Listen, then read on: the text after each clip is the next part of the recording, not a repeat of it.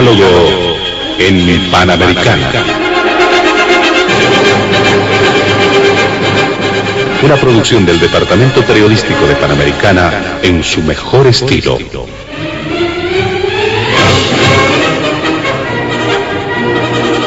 Entrevistas exclusivas sobre temas que crean expectativa general. Diálogo en Panamericana. Los sábados al mediodía y cada domingo a las 8 de la mañana. Y en trasnoche a las 24. Quedan ustedes con el staff de periodistas de Radio Panamericana.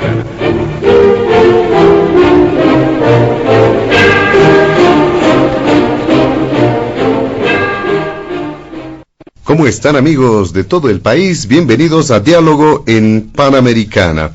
Un fin de semana distinto a los anteriores, tomando en cuenta que este fin de semana tiene que ver precisamente con la celebración de la Semana Santa, recordando la pasión, la muerte y resurrección de Jesucristo. Esto en el marco del mundo católico, de las celebraciones religiosas que se han desarrollado y que continúan aún en las costumbres católicas.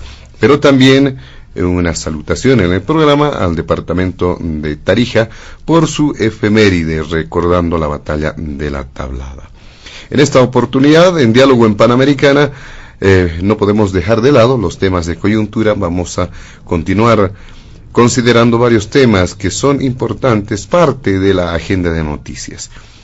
El primer punto en la agenda del programa se encuentra un tema vinculado con esa lucha antidroga, la situación de la lucha antidroga en nuestro país, tras algunos sucesos que se han registrado a raíz de las denuncias del expresidente Evo Morales, que en el marco de un denominado narcoaudio formulaba una denuncia de presunto encubrimiento al narcotráfico, hecho que ha desnudado posteriormente varios sucesos, ha desencadenado varios sucesos que han llamado la atención y que hasta ahora están poniendo en tapete de discusión la naturaleza de la lucha antidrogas de nuestro país. Este es el primer punto de diálogo en Panamericana. El segundo tiene que ver con un informe que ha emitido recientemente Estados Unidos sobre vulneraciones a los derechos humanos. Y en el caso de Bolivia se hacía referencia, por ejemplo, a la situación de la exmandataria de nuestro país, Yanine Áñez. Este es el segundo punto de diálogo en Panamericana. Y finalmente, el tercero, que tiene que ver también con un proceso, continúa este proceso de selección y elección del defensor del pueblo. Se ha procedido con la consideración de varias impugnaciones. Lo más notorio en los pasados días ha sido, por ejemplo, la inhabilitación de la señora Nadia Cruz, para mencionar algunos ejemplos respecto a esta carrera hacia el cargo de defensor o defensora del pueblo. Estos tres puntos están en la agenda de diálogo en Panamericana. Nuestros invitados especiales de este fin de semana, y es usual ya en los últimos programas de diálogo, hemos tenido, previo al inicio del programa, un sorteo entre nuestros invitados para establecer el orden de participación. Está junto a nosotros, por ello, inicialmente el politólogo Marcelo Silva. También se encuentra en los estudios de Panamericana el investigador Carlos Bert. Finalmente, el analista y exministro de Gobierno, don Hugo Moldis. Junto a ellos vamos a desarrollar la agenda de diálogo en Panamericana. Antes de iniciar con las primeras consultas en el programa, vamos a solicitar a nuestros amables invitados de este fin de semana evitar emitir cualquier criterio que sea considerado de racismo o discriminación en el marco de las normas vigentes en nuestro país. Iniciamos con usted, don Marcelo Silva. ¿Qué decir frente a este primer punto del programa? Adelante. Gracias, José Luis. Un cordial saludo a toda la audiencia de Panamericana. Insisto que no solamente nos escuchan dentro del país, sino fuera del país. Es una audiencia muy, pero muy importante. Cada vez que hay una participación en este espacio, uno recibe una retroalimentación de todas partes del mundo y eso es muy importante. Así que un cordial saludo a toda esa audiencia. También un cordial saludo a Chali Bert y a Hugo Moldi. Es un privilegio compartir con ustedes este espacio y esta tertulia. ¿No? A ver, el tema de la situación de la lucha antidroga, tras las declaraciones que hizo el expresidente Evo Morales, indiscutiblemente marcan dos cosas, ¿no? Una, que es un secreto a voces. Hay problemas, tensiones, ¿no?, dentro de la estructura del MAS, el gobierno y las organizaciones sociales. Esto era muy fácil antes sopesarlo, porque Evo Morales representaba a la vez un solo criterio, su liderazgo era suficientemente grande, amplio, como para subsumir las tres cosas al mismo tiempo. Vaya, Evo era presidente, era jefe de su partido y era el líder natural de las organizaciones sociales, ¿no? Hoy esa situación no ocurre, ¿no? Definitivamente Evo Morales es jefe de su partido, con muchos cuestionamientos internos. No es parte fundamental de la toma de decisiones políticas en el gobierno de Luis Arce y de David Choquehuanca, que al parecer han tomado una relativa distancia de la influencia de las decisiones de Evo Morales. Y también es líder de algunas organizaciones sociales que lo siguen reconociendo indiscutiblemente como líder, pero no todas tampoco, ¿ah? En ese sentido, al parecer, estos tensionamientos hacen que las declaraciones del expresidente hayan surgido en un momento donde indiscutiblemente se trata o se quiere de establecer algunos criterios y alguna pulseta de ejercicio de influencia del poder político. Lo logró parcialmente el expresidente cuando se removió al jefe de la Fuerza Especial de Lucha contra el Narcotráfico. Pero entendiendo bien las declaraciones posteriores y de los dirigentes del Trópico, tampoco ese jefe es del agrado ni de la complacencia de los sectores cocaleros del Chapare, ¿no? Bien, pero este es un tema que yo insisto, lo he dicho varias veces en este mismo espacio, no lo voy a repetir, pertenece a un tema de una especie de guerra fría, ¿no? No es una guerra interna dura dentro del MAS, no lo va a ser. El MAS tiene la suficiente racionalidad para entender indiscutiblemente que estas pugnas y pulsetas internas no tienen que ir a echar todo por la borda, pero sí indudablemente empieza un forcejeo, una pulseta, que va destinada a develar, ¿no?, y a posicionar más que develar quién va a ser candidato el 2025. Estamos hablando de un movimiento al socialismo que es el único partido que tiene un proyecto político, tiene una convocatoria interesante en las urnas, ya lo ha demostrado el 2020, después de lo que le pasó el 2019, y es muy probable que estemos hablando del próximo candidato del MAS que tenga muchísimas posibilidades de ser el próximo presidente de Bolivia. Entonces no estamos hablando de una cuestión menor, no estamos hablando de una cuestión pequeñita. Pero entiendo que esta pulseta, estos posicionamientos se dan en un ambiente de guerra fría, donde se mueven algunas fichas, se sacan algunos dirigentes, etcétera, etcétera. Y lo que sucede es de que vamos a seguir viendo este tipo de pulsetas. ¿Que han ido subiendo de matiz? Sí. Si uno se posiciona hace 7 meses, 8 meses, uno diría, oye, parece, ¿no? El rumor, parece que hay problemas dentro del MAS, parece que Arce y Choquehuanca o Arce y Choquehuanca, Morales, tienen algún problema. ¿No? Eso quedaba en el rumor. Hoy día esa confrontación es abierta, es pública, ¿no? Entonces, no creo que suba de nivel, no creo que se vuelva mucho más evidente o mucho más frontal, pero indudablemente aquí en el fondo está a ver quién va a ser candidato el 2025. Hace muy pocos días el exministro de gobierno, el señor Romero, decía: no se equivoquen, ya no entren en esta especie de alucinación, más o menos, no lo estoy parafraseando. Evo va a ser el candidato del 2025, los demás están perdiendo su tiempo, ¿no? Más o menos esa era la... Y el ex vicepresidente Álvaro García Linera salió también con hace algunos meses ya, con una advertencia, que no era un análisis, no era una advertencia. Evo va a ser el candidato. Entonces, cualquier otra candidatura puede indudablemente entorpecer el proyecto popular, según lo que dice el ex vicepresidente. Pero me da la impresión que en el gobierno y dentro del MAS ese criterio no es unánime. No es unánime.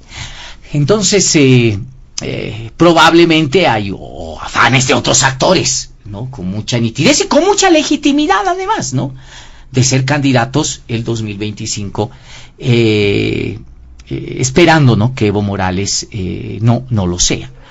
Claro, ahora, esto también políticamente en el análisis hace que el expresidente Morales diga constantemente, o tenga el temor, por lo menos en esas declaraciones que nos ponen en este contexto, de que lo quieren descalificar políticamente, ¿no? Y eso también evidencia los problemas, ¿no? Es decir, si bien es cierto que el talón de Aquiles de Arce podría ser la gestión y deslucir la gestión, ¿no? El talón de Aquiles de Evo Morales podría ser cualquier tipo de, él mismo lo ha dicho, siembra en temas de narcotráfico, ¿no? Entonces él se ha curado en sano, lo ha hecho muy bien. Es decir, miren, aquí el ministro de gobierno, desde el ministerio de gobierno, quieren sembrarme pruebas. Así que si aparece algo, les estoy advirtiendo que me quieren descalificar políticamente. Entonces es una jugada, lo hemos visto mucho en el tema del marketing electoral, por ejemplo, hay un tal gurú, un asesor fabuloso en el tema de temas electorales, y cuando un candidato tiene un problema fuerte, lo primero que hace es sacar ese problema fuerte, se ha vacunado, ¿no? Le pone el antídoto. Entonces ya cuando se habla de ese problema, después ya aparece algo muy superficial, etcétera. Es un simple vistazo desde la parte política, pero hay algo a lo cual no hemos entrado en el análisis y lo dejo así colgando, probablemente para que Charlie y Hugo lo puedan explotar. Las denuncias que ha hecho el expresidente Evo Morales son muy serias. Y quieren que les diga una cosa, tiene razón. Las evidencias nos han demostrado los días posteriores a esas declaraciones que Evo Morales tenía razón, que no estaba equivocado. ¿Cuáles son esas declaraciones y aseveraciones que hace Evo Morales? Primera, ¿no? Que hay todavía, ¿no? Y de manera campeante, actividades ilícitas de narcotráfico en el país y concretamente en el Chapare. Es una declaración muy fuerte. Y más aún si viene de un expresidente. Y más aún si viene de Evo Morales. Y lo que se ha hecho después confirma que Evo Morales tenía razón. Es decir, se han desmontado, se han desmantelado fábricas, etcétera, etcétera. No creo que una persona tan inteligente políticamente, tan metida en la racionalidad política diaria como Evo Morales, no haya medido el impacto de ese tipo de declaraciones.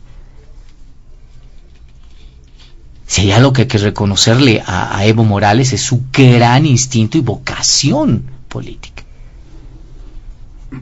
Y Evo Morales nos ha dicho que, señores, en el país hay narcotráfico y actividades de narcotráfico en el Chapare. Pero eso no es todo. Nos ha dicho otras dos cosas que son importantísimas y centrales.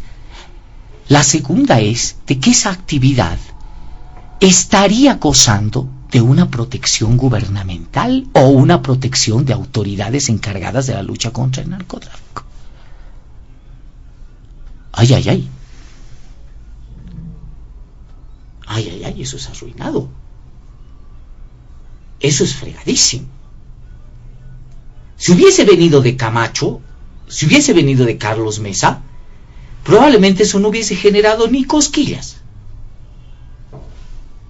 ¿no? Pero vino del expresidente Morales y eso provocó inmediatamente un remesón.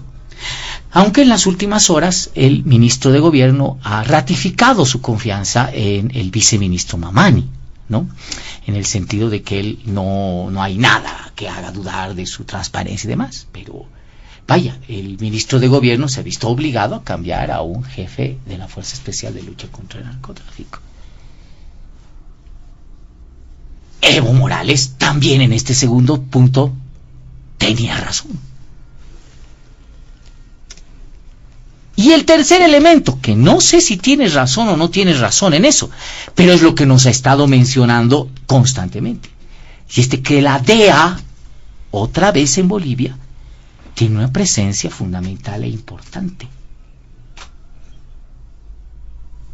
Y esa presencia fundamental e importante en el país no puede ser de mutuo propio porque a la DEA le dé la gana.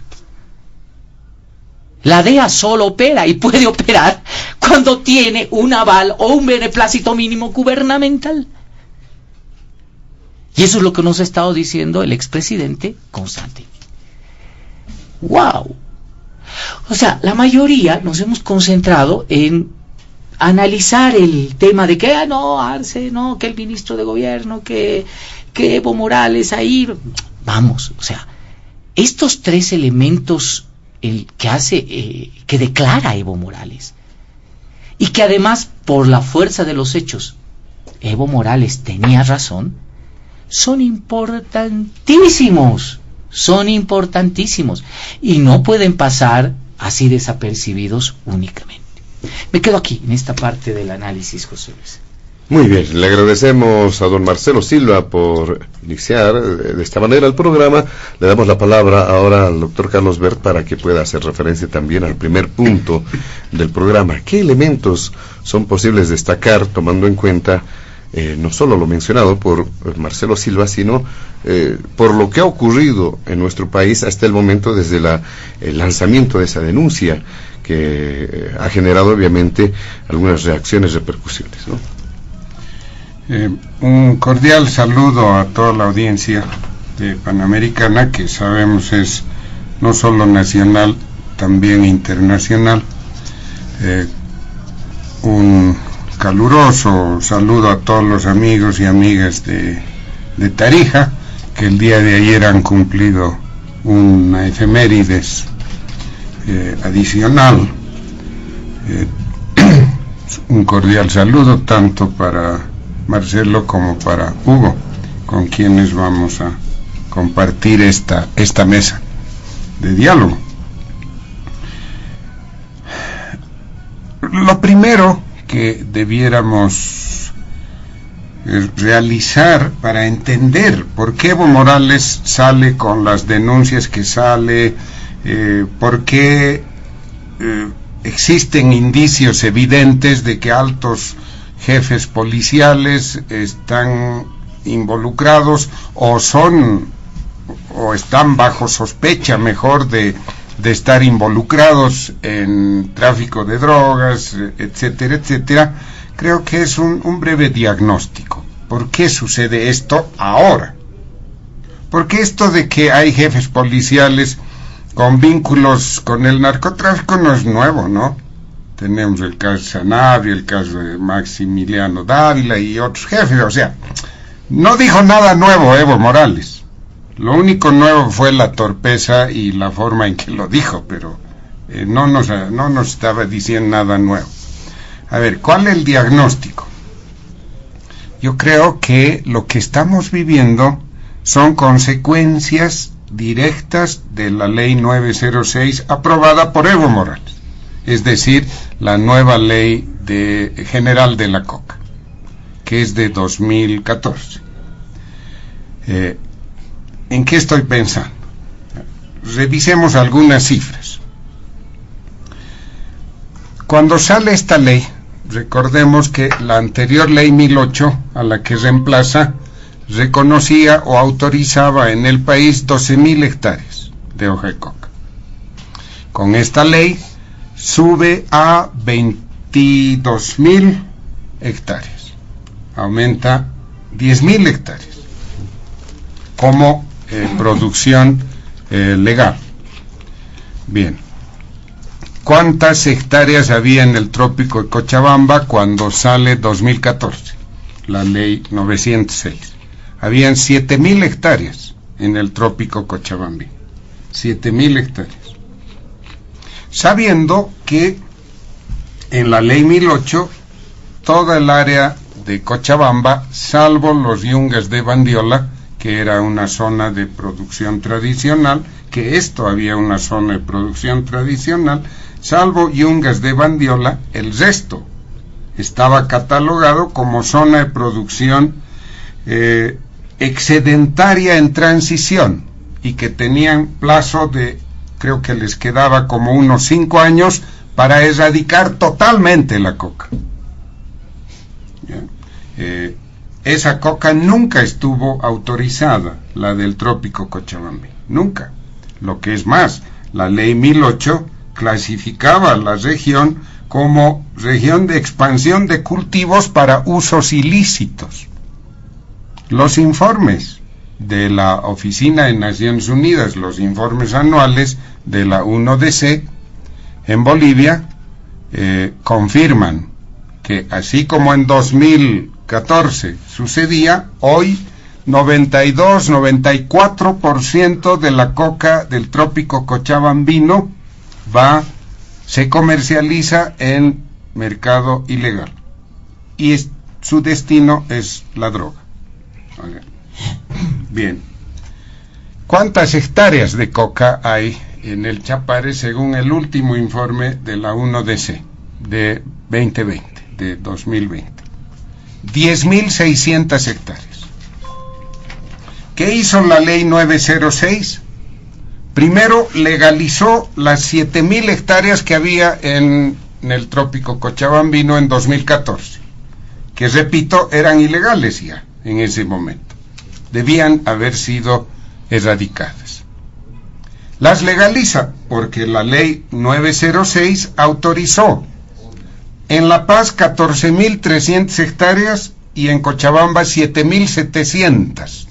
O sea, la ley 906, aprobada por Evo Morales, que al mismo tiempo máximo dirigente de las 6 federaciones del trópico cochabambino, lo que estaba haciendo era legalizar las 7.000 hectáreas ilegales que habían en ese momento en el Chapare.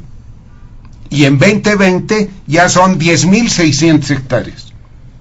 Esta es la primera consecuencia de la ley 906. Por eso es la bronca entre el gobierno de Evo Morales y los cocaleros del trópico cochabambino con los de La Paz, porque La Paz, junto con los yungas de Bandiola, y no toda La Paz tampoco, pero lo principal es el área tradicional. Bien, con estas 10.600 hectáreas, que repito, 92-94% van a la fabricación de droga, porque esa coca no se consume en el uso diario, ni siquiera los propios agricultores del trópico cochabambino consumen esa coca, prefieren o la de La Paz o la de yungas de Bandiola, que es un poquito mejor. Bien, ¿cuántas toneladas de droga existían en circulación en 2013, el año anterior a la aprobación de esta ley, de la 906? 8 toneladas métricas de cocaína en circulación en el mercado. ¿Cuántas toneladas en 2020 con las 10.600 hectáreas? 63 toneladas métricas de droga. Este es el segundo efecto de la ley 906.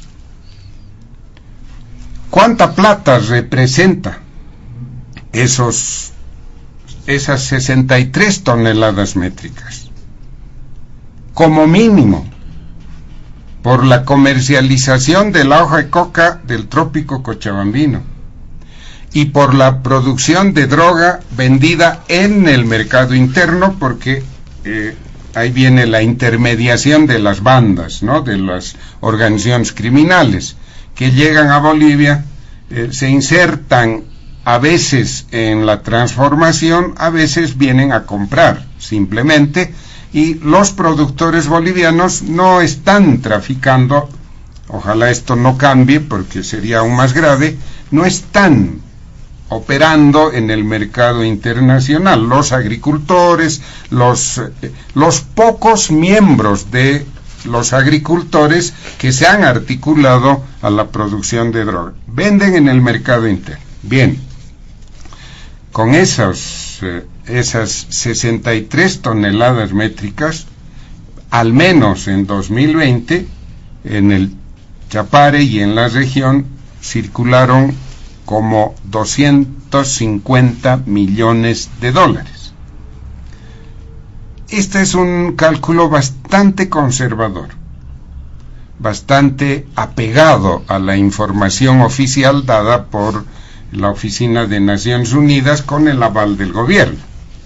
Si añadimos a esto la inexplicable subida, el inexplicable aumento de 12.000 a 22.000 hectáreas, podemos suponer que esos 220 millones a lo mejor suben hasta 400 millones de dólares. Eso es lo que se inyecta a los circuitos monetarios bolivianos originado en la droga.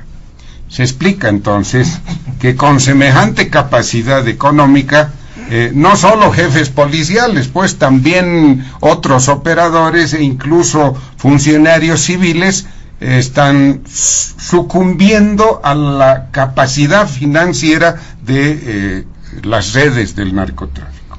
Entonces, este es el tema de fondo. Consecuencia de la ley 906 aprobada por Evo Morales en un evidente conflicto de intereses.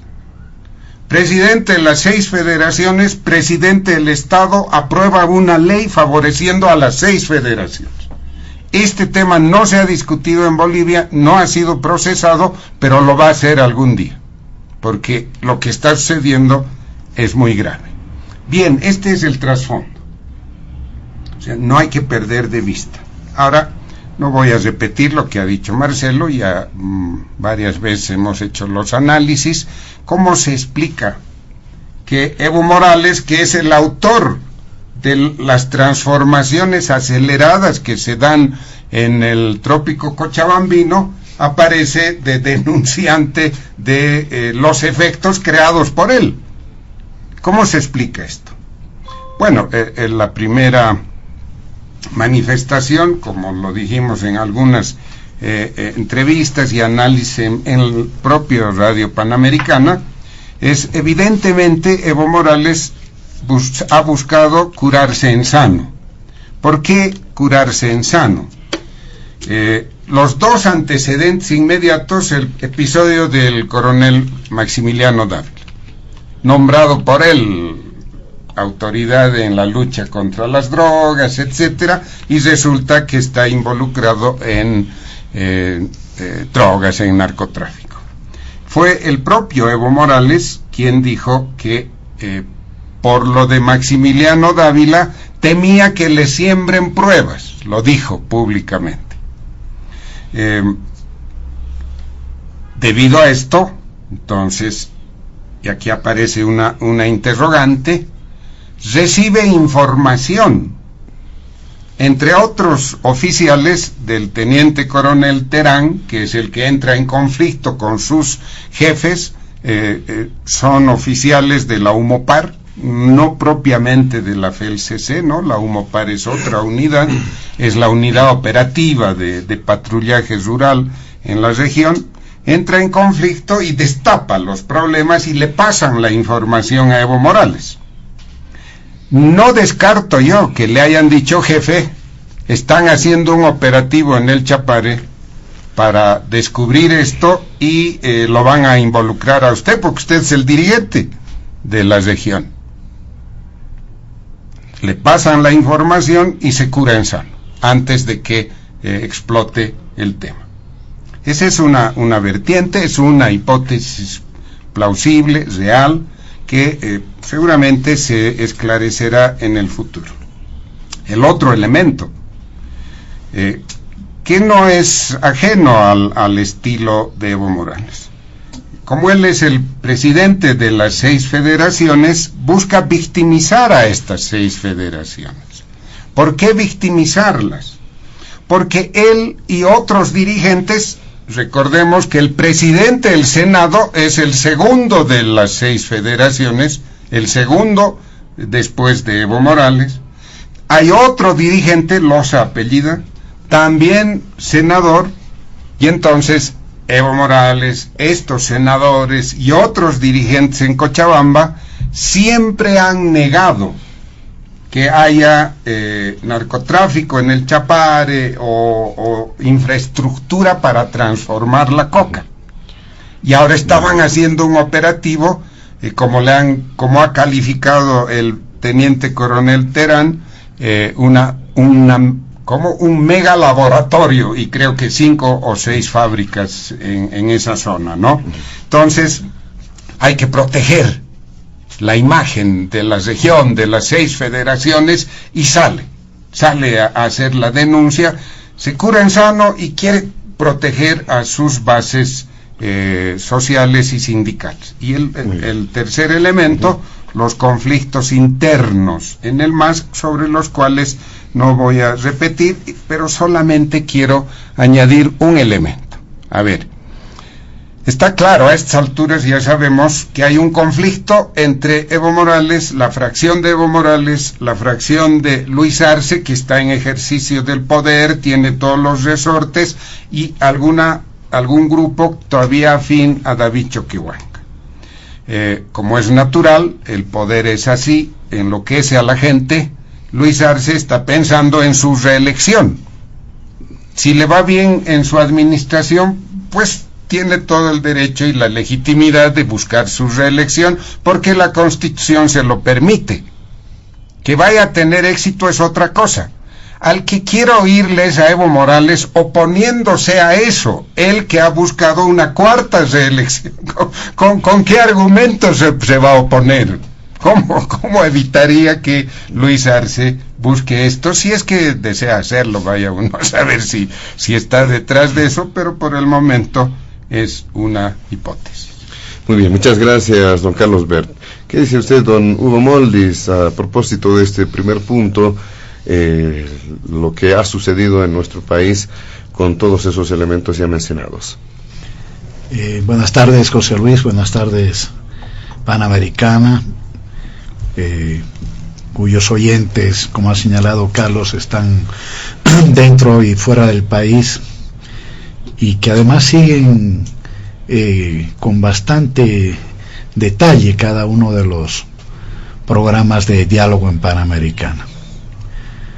Para mí también es un gusto estar con Carlos Bert, con Marcelo Silva, y bueno, vuelvo a reiterar, con toda la audiencia de Panamericana. Yo creo que hay que acabar con algunas conjeturas. Nunca se dijo que en el Chapare no había droga o no habían pozos de maceración de droga. El propio ex antidrogas Felipe Cáceres señalaba el año 2018 lo siguiente: hemos erradicado más de 11.000 hectáreas de coca excedentaria ilegal en Bolivia. En el trópico se han erradicado más de 8.300 hectáreas, y en los yungas de La Paz, de acuerdo al monitoreo de coca, es donde más coca excedentaria ilegal hay. El año pasado hemos erradicado solamente 3.000 hectáreas. La primera conjetura, digamos, que planteada en esta mesa, el gobierno del proceso de cambio, antes Evo Morales, hoy continuada por Luis Arce, jamás negó de que en Bolivia no se tuviera o se hubiera acabado el problema de la producción, el problema de la comercialización de droga. Lo que fue cambiando fue una geopolítica en términos de lo que reconocida también por Naciones Unidas, por el propio PNUD. Es decir, hoy Bolivia tiene una cantidad de exportación de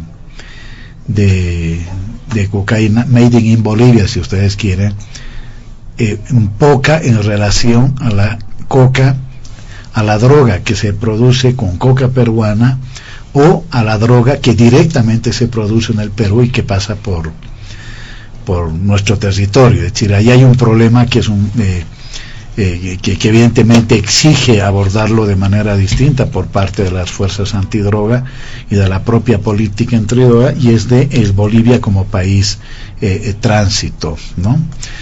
Segunda especulación o conjetura que hay que aclararla.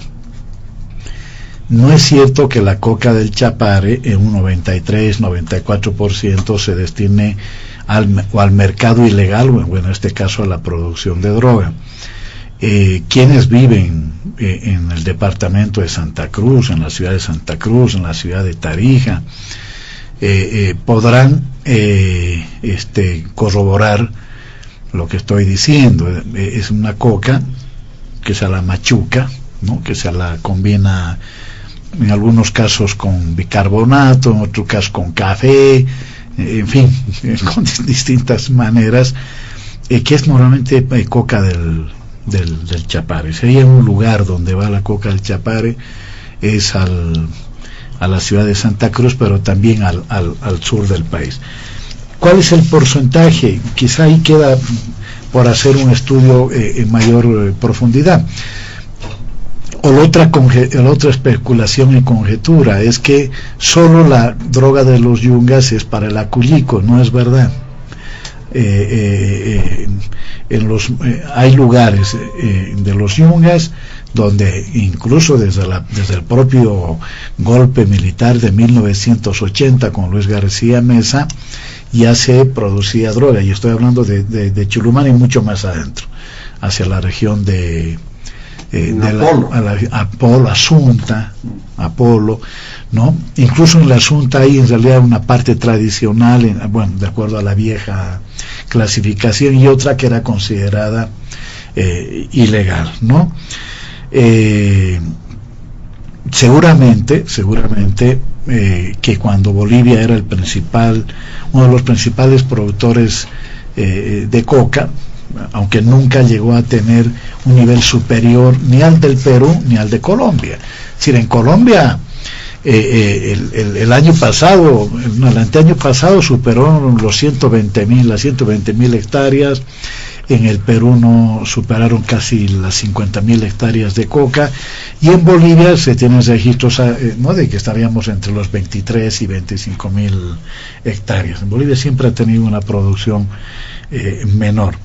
Pero además en la política antidrogas nacionalizada durante el gobierno de Evo Morales se sustituyó la erradicación forzosa, que era de principio a fin durante 20 años de neoliberalismo, en el marco de la guerra internacional contra las drogas, que de hecho fracasó, ¿no?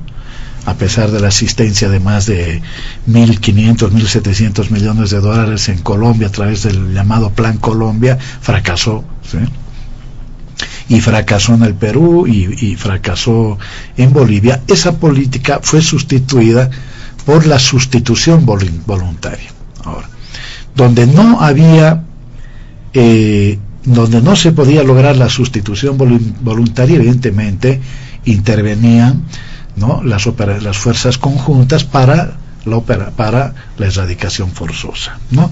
Pero no era la regla. La regla hasta ahora ha sido más la sustitución voluntaria que la erradicación forzosa. Entonces, tres cosas que me permito, digamos, discrepar con los que acaban de intervenir. Ahora, ¿en qué contexto se dan las declaraciones de Evo Morales y en qué contexto aparecen los audios? Es ahí donde yo creo que hay que tejer fino, y evidentemente hasta ahora no es posible elaborar más que hipótesis, ¿no? Al frente del MAS no hay en este momento nada, ¿sí? No hay nada que pueda poner y creo que en eso también ha señalado Marcelo Silva, no hay nada que pueda competir de aquí hasta a las elecciones del año 2025. Si hablamos de que hoy estaríamos en el año 2025, sin lugar a dudas tendríamos que decir que el MAS vuelve a ganar la elección. ¿Con qué candidato? No sabemos, con uno más, con más votación, con otro quizá con menos votación, pero vuelve a ganar la elección, ¿no? En política no se puede ser absoluto, al frente no hay nada. Entonces, como no hay nada, porque la derrota de un año de experiencia de querer instalar lo que yo le llamo una dictadura democrática, una democracia de excepción, ¿no? Una democracia que recupera los elementos de la seguridad nacional y les otorga una fachada, porque se edita el concepto del enemigo interno, porque el enemigo interno era para el señor Murillo el pueblo, ese mismo enemigo interno de los que nos habían hablado los Estados Unidos en la doctrina nacional desde la década de los 60, un año después de que triunfara la Revolución Cubana, ¿no? Y el enemigo externo, ¿no? Ya no eran solo los rusos, eran ya los chinos, los venezolanos, en fin, todo eso reeditó, puso sobre el tapete la doctrina de la seguridad nacional resignificada, y por eso en Bolivia el golpe de Estado no fue un golpe de nuevo tipo, fue un golpe más bien híbrido, porque por un lado recurre a las Fuerzas Armadas, similar a los golpes clásicos, y le da una salida de los golpes de nuevo tipo, ¿no? Claro, pero donde evidentemente se equivocan, porque no tuvieron, como en Brasil, el apoyo del Congreso, no tuvieron en Honduras el apoyo del Congreso, y por lo tanto, ¿no es cierto?, impusieron a la fuerza el mandato anticonstitucional de la señora Áñez, ¿no? De quien hablaremos después. Entonces, en ese marco de no tener nada al frente, y cuando son derrotados en octubre, noviembre del año pasado, con la ley 1386, que tiene por un lado un cuestionamiento legítimo de la gente, del dulcero de la esquina, que sentía que el Estado le iba a meter las manos a su bolsillo, y que la explicación de que una cosa es la actividad ilegal y otra cosa es la actividad informal no servía, ¿no? Se había logrado generar un sentido común alrededor de que esa ley no era, ¿no es cierto?, la que el país necesitaba. Logra la derecha y los medios, la derecha política, los comités cívicos, generar ese sentido común, ¿sí? Pero esa es una parte de lo que se enfrentó. Lo otro fue el proyecto político que acompañaba esa movilización, y de la que, hablando de hechos, para mayor confirmación, la actitud del señor Calvo, después de que, de manera muy inteligente a mi juicio, el presidente Arce le retira el factor que había cohesionado, que es la ley 1386, le quita el piso a la oposición. Calvo y los cívicos del país tratan de agarrarse de otras banderas, ¿no? Los 2 tercios para la aprobación de leyes, la ley de ascensos militares, ustedes lo saben, ustedes son personas muy bien informadas. Tratan de agarrarse de otras banderas cuando ya no es posible, y días después, el miércoles, tiene que levantar el bloqueo indefinido, ¿no? O el paro cívico indefinido. Ese hecho determina una derrota política de la oposición, que termina sumándose a la derrota electoral que ya había sufrido en octubre del 2020. Desde aquel momento tratan de agarrarse de cualquier cosa. Lo detuvieron a Pumar, no pueden movilizar al país. Lo detuvieron a tal, no pueden movilizar al país. Están queriendo aprobar tal ley, no pueden evitar la aprobación de tal ley. No pueden, hasta ahora no pueden. Calvo ha tratado de generar conflicto de Santa Cruz y no puede. Muy bien, en ese contexto aparecen en paralelo las tensiones y contradicciones dentro del MAS, que yo sí creo, como Marcelo Silva, que van a ser adecuadamente resueltas. De eso a mí no me queda la menor duda. Ojo, pero la historia de América Latina nos muestra cómo los servicios secretos de los Estados Unidos trabajan sobre esas contradicciones, ¿sí?, para meter más leña al fuego. Lo hicieron en 1985 en Granada, cuando generaron condiciones para la intervención norteamericana de un gobierno popular de Maurice Bishop, ¿no? Y del partido La Joya, que se había dividido y se había fragmentado. Esta es una cosa que los marxistas tienen que leerlo con mucha atención. Es decir, el enemigo trabaja, y trabaja desde todo lado. Entonces, en ese contexto aparece una operación, ¿no? Y claro, me permito recordar a Carlitos, el filósofo de Treveris, ¿no? Si todas las cosas que aparecen ante nuestros ojos fueran la única realidad, no habría necesidad de ciencia, decía Carlos Marx, ¿sí? Entonces hay que ver más allá de lo aparente. La hipótesis que yo tengo, le he sostenido, es que la DEA pone en marcha una operación típica en la que precisamente busca lograr un doble efecto. Por un lado, hacer que Evo Morales denuncie, y evidentemente sí coincido contigo, Marcelo, que porque cuando la denuncia viene de un expresidente, además de eso, de la popularidad de Evo Morales, ¿sí? Y con el liderazgo de Evo Morales, ¿sí? Tienes que ser, disculpen la expresión, entre comillas, un idiota para no tomar en cuenta, ¿verdad?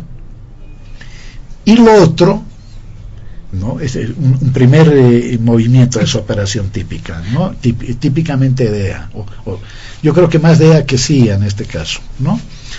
Y la segunda es la de generar una suerte de desconfianza de la base social del MAS frente a ciertas autoridades del gobierno. En este caso, ¿no? El chivo expiatorio normalmente ha venido siendo en los últimos meses el ministro de Gobierno Eduardo Castillo.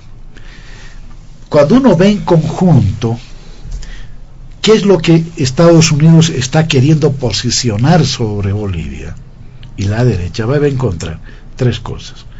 Uno, no pueden decir que no hay reactivación económica, no pueden objetar de que el país ha salido de una contracción económica de menos 9% a un crecimiento incluso superior al previsto por el gobierno y superior al previsto por el Fondo Monetario y el Banco Mundial, que no pensaban 4.5, el gobierno pensaba 5.2 y resulta que llegó al 6.1, ¿verdad? Con lo cual, una de las expectativas de la población, que era que el gobierno le resuelva, empieza a resolver, porque no es que no se ha resuelto, la reactivación económica está lograda. Y el otro, la pandemia, ¿sí? Nadie puede negar, ¿no? Porque no, que el gobierno no quiere dejar comprar vacuna, gobierno egoísta, gobierno, de todo le han dicho. Y resulta que en este país lo que menos faltó fueron vacunas, y lo que menos faltó fueron pruebas gratuitas, ¿no? Digo, en el marco de una realidad mundial donde también la geopolítica de acceso a las vacunas fue bastante compleja. Muy bien, Lucho Arce logra enfrentar exitosamente la lucha contra el COVID y exitosamente empieza a reconstruir la economía. Pero ¿cuáles son las tres punta de lanzas que a mi juicio está queriendo desarrollar la oposición? Primero, gobierno que viola los derechos humanos, lo veremos en el otro punto. Por lo tanto, Lucho Arce había sido igual que Evo Morales, digamos, ¿no? Porque tanto a Evo como a Evo en su momento no lo han bajado de ser autoritario, dictador, en fin. Es decir, la misma terminología que se usa para descalificar a los presidentes de los gobiernos progresistas y de izquierda en América Latina. Uno ve el informe de los Estados Unidos y es eso. Bueno, segundo, gobierno que corrupción, ¿sí? Y tercero, narcotráfico, pero ya no solo narcotráfico, no, es verdad que no hay nada nuevo, digamos, no habría nada nuevo si fuera solo narcotráfico. Ya en sectores de la oposición, no, felizmente no he escuchado acá de parte de Carlos sobre todo hablar ¿no es cierto?, de que estamos en un narcogobierno o narcoestado. Porque cuando se dice eso, fíjense, una conceptualización en la que ni siquiera yo me atrevería a meter ni a Colombia ni a México, salvando la gran distancia, porque en esos países sí hay carteles, y el cartel tiene, ¿no?, tiene negocios, tiene medios de comunicación, tiene aparatos militares, en fin, quienes hablan de eso no tienen la menor idea, o por lo menos quieren manipular a la opinión pública hablándoles, ¿no es cierto?, con lenguaje de esta naturaleza. Porque si es narcoestado, por lo tanto quiere decir que no hay nada ya que hacer, que todo está destruido, y que estamos en los preámbulos de una nueva crisis estatal, esta vez motivada ya no porque uno quiso ir a la selección, sino motivada porque estas fuerzas que son poderosas de tráfico de drogas, tráfico de armas, trata de personas, etcétera, no son tan poderosas que evidentemente el Estado boliviano ya es un Estado fallido, porque es la consecuencia lógica: narcogobierno, narcoestado, Estado fallido, ¿no? Eso es lo que están queriendo montar, ¿sí? Lo están haciendo no de manera todavía muy agresiva, pero se nota de que hay portavoces de esas posiciones norteamericanas dentro del país, ¿no?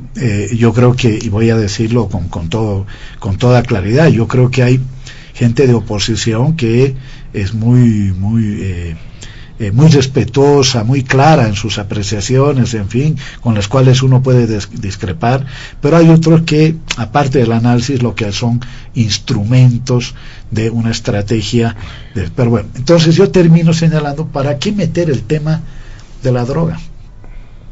Porque en momentos como estos, la implosión del MAS es la peor amenaza que tiene hoy Lucho Arce al frente. Es decir, la implosión como táctica de desestabilización, y eso no aparece ni porque en esta semana es la semana de Jesucristo, no aparece ni porque los 21 de enero son el 21 de junio, perdón, el solsticio andino, no aparece ni siquiera por el santo Carlos Marx o por el santo Ernesto Che Guevara. Esas cosas son construidas, ¿sí? Son construidas.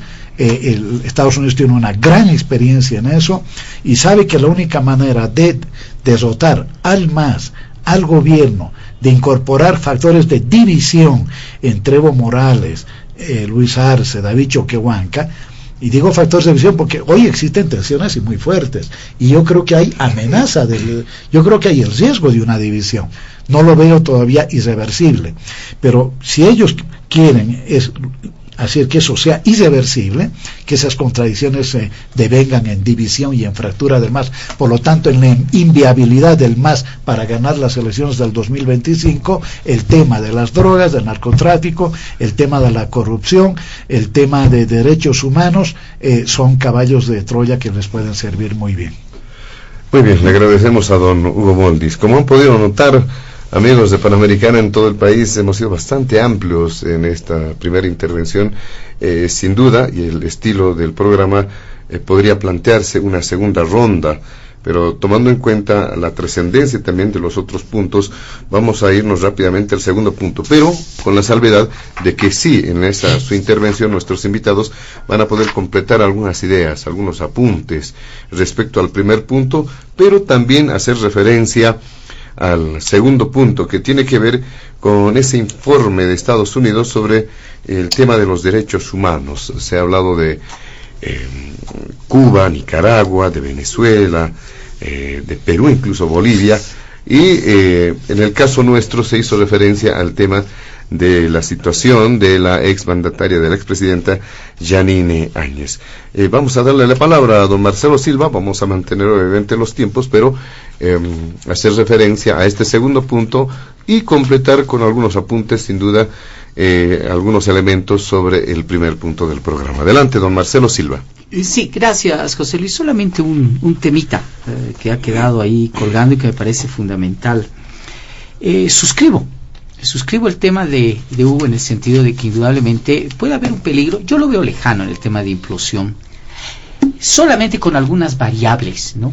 El primer momento es sobre quién se va a dar esa unidad del 2025. Esa va a ser la gran discusión, ¿no? Y si la pelota no es mía, yo me voy con la pelota y me marcho. Es así de sencillo, ¿verdad? Claro, ahorita si le preguntas a Choquehuanca, le preguntas a Arce, le preguntas a Morales, todos quieren la unidad del partido, el fortalecimiento del gobierno, etcétera, etcétera. Pero claro, llegado el momento, solo un hito puede ser presidente, ¿verdad? Ahí está el tema.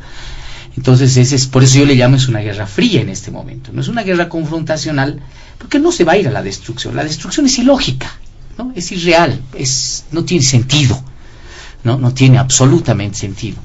La estructura gubernamental es suficientemente grande para sostener organizaciones, partidos, etcétera, etcétera, ¿no? Pero el momento va a ser ese, ¿no? Y yo, jugando un poquitito a las expectativas, no nos olvidemos que hay una normativa fabulosa, que el mismo movimiento al socialismo la impulsó con muchísimo entusiasmo, es la Ley de Organizaciones Políticas, que establece que al menos 8 a 9 meses antes del proceso electoral, todos los partidos políticos están obligados a ir a internas para elegir a sus candidatos. Es decir, los militantes tienen que ir a votar. Eso va a ser muy interesante si es que se aplica la Ley de Organizaciones Políticas. Estoy hablando del MAS, porque los otros son comparsas, son grupos de amigos, o sea, no cuentan en este momento, ¿no? Además, por lo que se ve, seguramente van a estar en el mismo conglomerado histórico de a ver, vengan todos los que quieran ir, júntense en este momento, ¿verdad? Pero, claro, va a ser interesante, y eso también puede ser un proceso peligroso. Y el segundo elemento es el tema de la personalización, pues, no nos olvidemos que hay una lógica, Hugo, de personalismos muy marcados, ¿no? Yo no me imagino que Evo todavía, y en algunas declaraciones, en algunas entrevistas, acepte todavía verse lejos del poder. O sea, eso es imposible. Ya el poder para Evo ha sido consustancial. Ese es el término exacto, ¿no? Así parte de su esencia, de su vida, 14 años. Ha estado ahí, ¿no? Entonces ya sacarlo de ahí sin que quiera volver es imposible, ¿no? Bueno, veremos ese tema todavía, ¿no? Veremos. Hay otras variables que son importantes, y ahí termino. Y tú lo has mencionado de manera nítida. Es el tema de gestión, pues, ¿no? Y eso te dice no limpiarse la boca antes de comer, o sea... Por supuesto, el electorado boliviano, más allá de lo que podamos creer, y eso para los que lo subestiman es una gran lección, es absolutamente pragmático. Pragmático. Entonces, estará muy atento a cómo va la gestión del presidente Arce, y eso estará indudablemente a la expectativa de quienes van a tener una elección. No nos olvidemos que las páginas de la historia, Hugo, nunca están vacías, siempre alguien la llena, nunca están en blanco, ¿no? Si no hay uno, va a haber otro, ¿te ubicas? Y si ese otro no pudo, fracasó, va a haber otro quien va a llenar ese espacio, es así nomás, ¿no? Entonces, habrá que ver el tema de gestión, y esto, ojo, también lo aplico a niveles subnacionales. Se ha hablado muchísimo de expectativa de candidaturas a alcaldes, gobernadores, que están haciendo agua, no saben dónde están. Me asustan las gestiones municipales, me asustan las gestiones de ciertas gobernaciones, están pateando oxígeno, realmente no tienen norte, ¿no? Y que si en este momento uno levantase una posibilidad de revocar esas autoridades, mucha gente se ha arrepentido de haber votado por quien votaron en su momento, tanto en muchas alcaldías y en muchas gobernaciones también. Están haciendo agua. Ojo, ojo, veamos el caso de la gobernación de Santa Cruz, que en el ámbito de gestión es una desgracia, ¿no? Veamos la alcaldía de La Paz, que es otra desgracia, ¿verdad? Es increíble, está haciendo aguas. Aquí Hugo me dice si hay alcalde, no lo sé, parece que sí, pero está muy entretenido, ¿no? Es decir, hay cosas que realmente son increíbles. Entonces la gestión también es una variable, ¿no? Fundamental. El voto es muy pragmático, a veces sí es cierto, se tejen algunas cosas, algunos imaginarios, narrativas, pero no hay que subestimar al ciudadano. El ciudadano es muy práctico en el momento de votar y dice, yo voy a votar por esto, y si este me ha dado estabilidad, este me da tranquilidad, este cuida mis bolsillos, voy a votar. Por eso ganó Arce, pues, ¿no? No solamente porque Áñez fue desastrosamente llevadera de una gestión espantosa, y tenía ahí a Murillo como su especie de Rasputín del régimen, ¿no? sino también porque Arce garantizaba estabilidad. La gente lo conoció y creyó en la imagen y en el imaginario de que Arce indudablemente iba a llevar a eso. Ahora, que hay gente interesada que la gestión de Arce no brille, por supuesto que es la oposición tradicional. Pero, dadas las últimas declaraciones, Hugo, ay, me da la impresión que el presidente Arce también tiene que cuidarse de dentro. Y a mí me parece que también los dardos le vienen de ladito. Y esos dardos son mucho más peligrosos, es lo que yo decía en mi primera locución. Si estas denuncias las hubiese hecho Mesa, o las hubiese hecho Camacho, o las hubiese hecho Calvo, no le hubiesen hecho ni cosquillas, no hubiesen trascendido ni media hora, ¿no? Pero las hace un expresidente. Y causa un remesón, es decir, en pocas palabras, yo dormiría con un ojo abierto con quienes están al lado mío, ¿no? Es decir, hay gente que tal vez dentro de mi entorno, dentro de mi cercanía, no quiere que el tema, que mi gestión brille. Tampoco que se hunda, es cierto, ¿no? Pero que no brille, por lo menos, porque eso podría generar mi olvido total, pues, ¿no?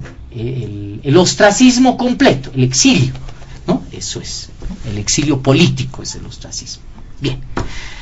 Referente a este informe de Estados Unidos sobre la vulneración de los derechos humanos en el caso de Yanine Áñez, bueno, algo que decía Chali en el principio cuando hacía alusión al tema de Evo Morales, bueno, este informe no dice nada nuevo tampoco, o sea, no trae nada sorpresivo ni nada sobre lo cual digamos, no, es natural, ¿no? Es decir, hemos visto evidentemente chocolate para la noticia, que hay influencia del poder sobre la justicia, pues eso han dicho los expertos de aquí, los expertos de allá, los expertos del otro lado, y nos han dicho todos a viva voz: reformen la justicia, ¿no? Es la única salida que tienen, reformen la justicia, no hay más, ¿no? Entonces ese es el tema.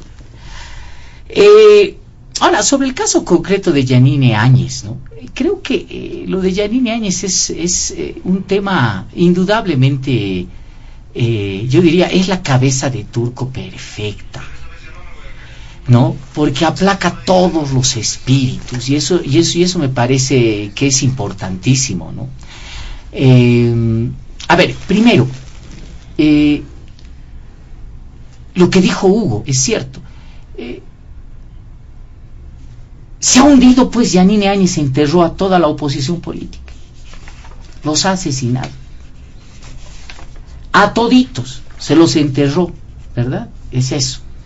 Es decir, hubo una expectativa de que evidentemente podía ser esa la salida de un reposicionamiento de la oposición. No, fue tocata y fuga y chao, se hundieron, ¿no?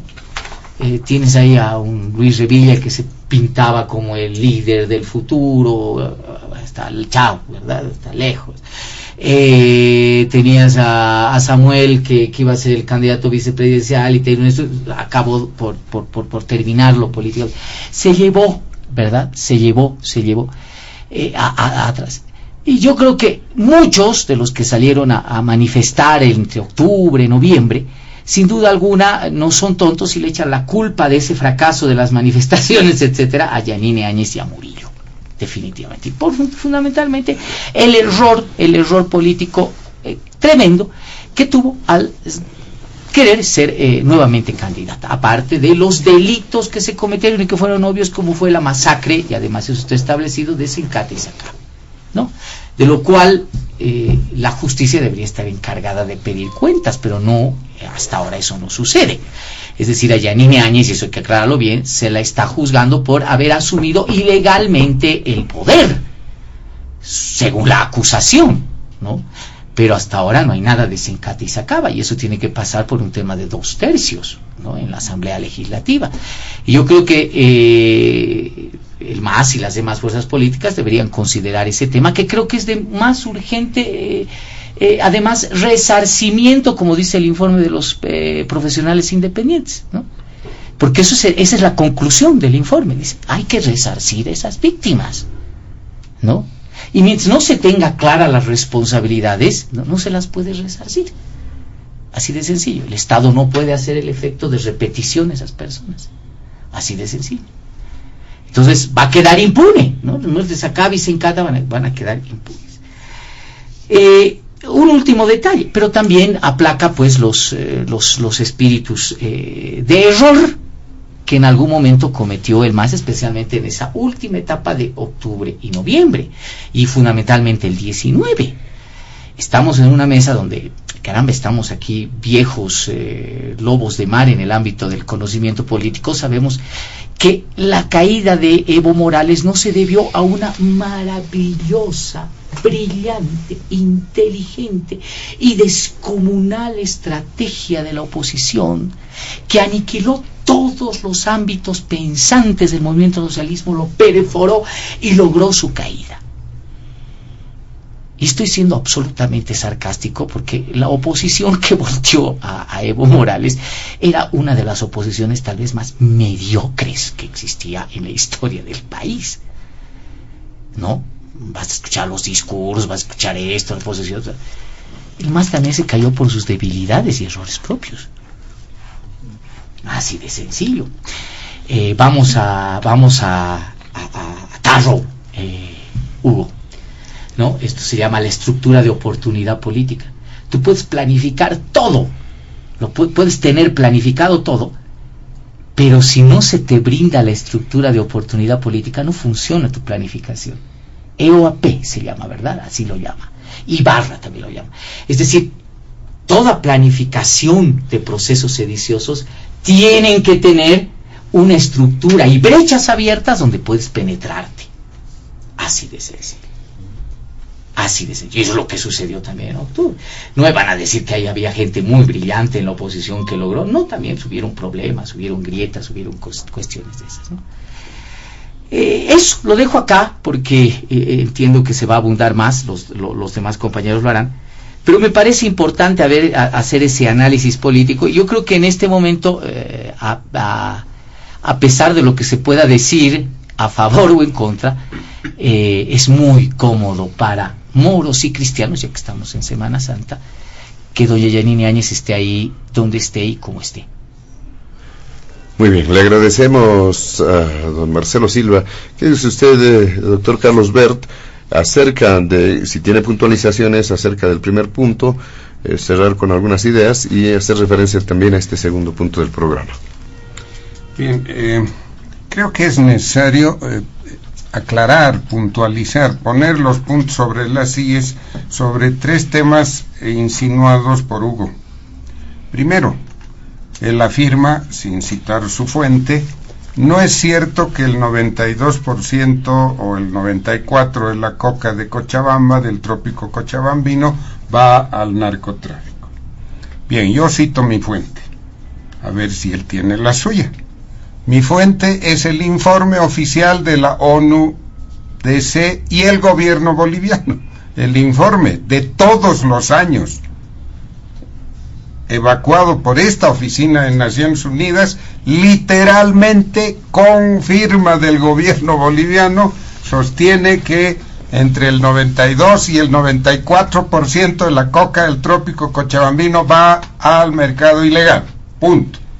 Si Hugo tiene otra fuente, que la cite y que le pase el dato a su gobierno. Segundo tema. La sustitución voluntaria como política exitosa diferente a la de la fracasada guerra contra las drogas. Solo le voy a dar un dato. 2020, el último informe, si quieren podemos revisar todos los informes de la 1DC y hay informes desde 2003 de la 1DC. Solo el de 2020, pero no tenemos más tiempo.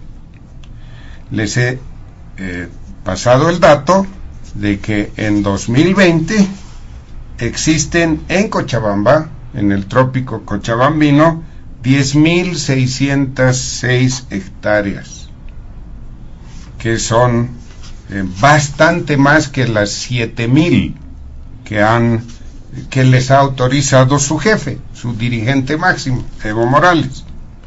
¿Cuántas hectáreas se han erradicado? Dato oficial de 2020. Se erradicaron solamente, para darle el dato exacto, 2.100 hectáreas.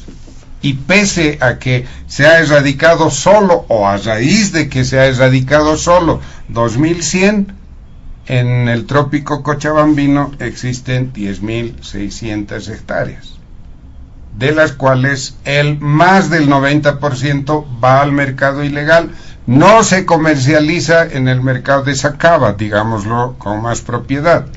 Y con esa droga se ha producido, estimando los cálculos, como 79 toneladas métricas de droga en 2020, de las cuales se han incautado un monto pequeño, bajo, y han quedado, el dato que señalé, más de 63 toneladas métricas de droga circulando en el mercado. Bien, un tercer tema. Me ha llamado la atención y claro, debo compartir con Hugo. Se ha hecho una pregunta. ¿Por qué, para qué meten el tema de la droga ahora? Siendo un tema que está siendo construido por el imperialismo. Le paso el dato a don Evo Morales. Él ha sido pues el que ha metido el tema con las denuncias. Sería bueno que Hugo, que ha sido su ministro de gobierno, vaya y le diga: jefe, ¿por qué ha metido usted este tema? ¿Por qué ha metido usted este tema? Y ahí está la prueba, ¿no? No sé lo que pensaba hacer más allá de curarse en sano y de afectar a su eventual competidor interno. ¿Qué pensaba Evo Morales cuando lanzó la bomba?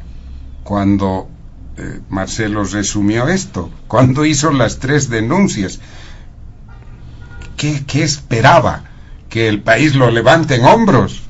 ¿Que digan, este es el paladín de la lucha contra el narcotráfico?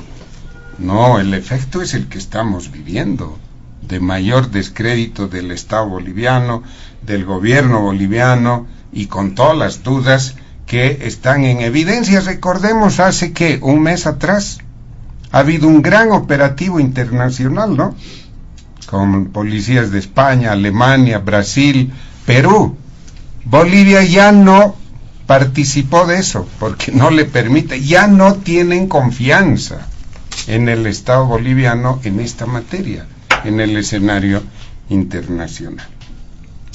Bien, esas 3 puntualizaciones eran necesario hacer.